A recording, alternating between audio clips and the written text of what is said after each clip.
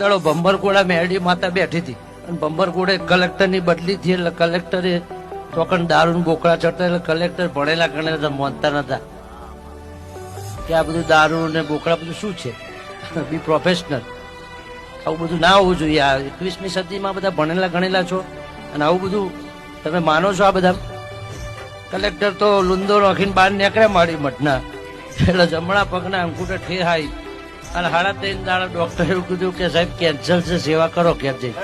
એટલે ગામડે ગામડે ભટક્યો, દવાખાને ભટક્યો, 1 વાર રિપોર્ટ 2 વાર રિપોર્ટ 10 વાર કરાયા તો એનું એ જ નીકળ્યું. અને ડોક્ટર કે હવે તમારો ઈલાજ થયો નહીં, છેલ્લા 2.5 મહિના બચ્યા છે, હવે તમારે જો દોડી પોકો તો દોડી પોકો. એટલે પ્રવીણ માળી જેવા ને અમારા જેવા કોઈ ભૂવા મળ્યા ભાઈ, એમને કીધું કે તારે બીજું કશું કેન્સર નહીં, કશું કોઈ નહીં, સુખ શાંતિ જઈ ફલોણા ગામની મેલડી તને વળગી વળાઈ દે, કાલ હવે કેન્સર મટી જાય. એટલે સવારે હવા પર દાડો ઉગ્યો, ભંભરગોળા જઈને નમી પડ્યો કે મને ખબર પડતી નથી કે શું કહેવાય, માતા શું કહેવાય, દેવ શું કહેવાય. અમે તો ઈષ્ટદેવને પૂજીએ છીએ એટલે કીધું નથી એવું બધું કઈ. એટલે મેરડીના ભુવાએ કીધું કે જા હું અહીંથી મઠના બહાર નીકળ અને કેન્સરનો રિપોર્ટ કરાય. હા, 1 વાર ની 50 વાર કરાય, જો નીલ ના લાવું મારું નામ ભંભરગોળાની મેરડી.